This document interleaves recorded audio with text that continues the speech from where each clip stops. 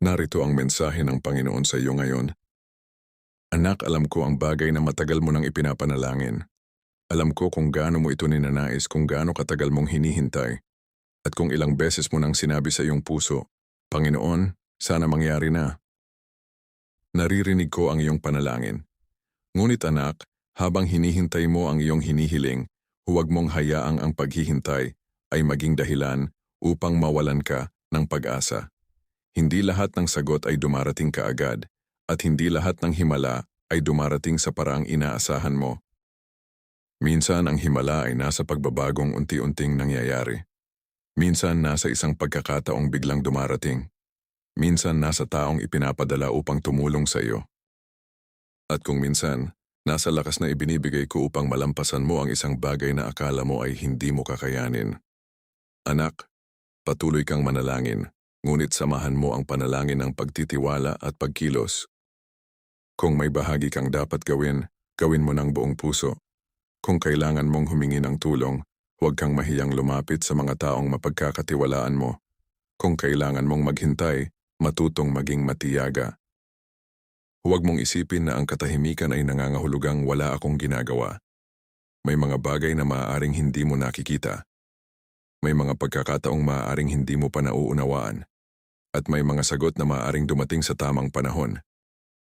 Ngunit anak, tandaan mo rin, ang tunay na pananampalataya ay hindi lamang pagsasabing, Panginoon, gawin mo ang gusto ko.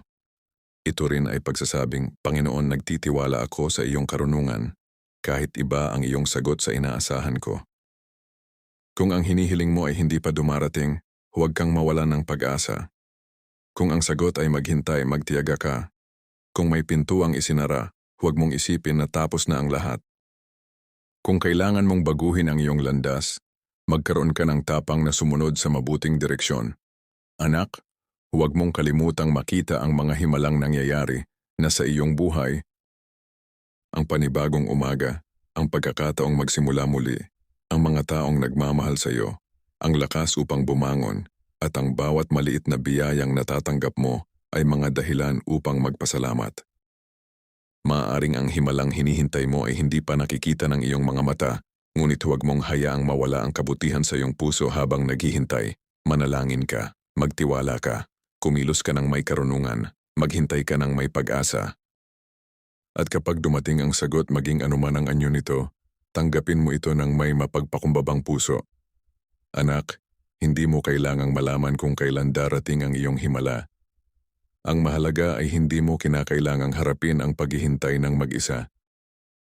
Patuloy kang lumakad. Patuloy kang maniwala sa mabuti.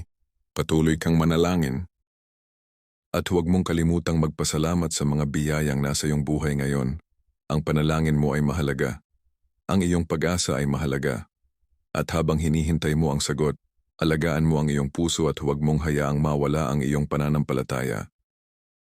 Ang Diyos ay makagagawa ng higit na sagana kaysa sa lahat ng ating hinihingi o iniisip.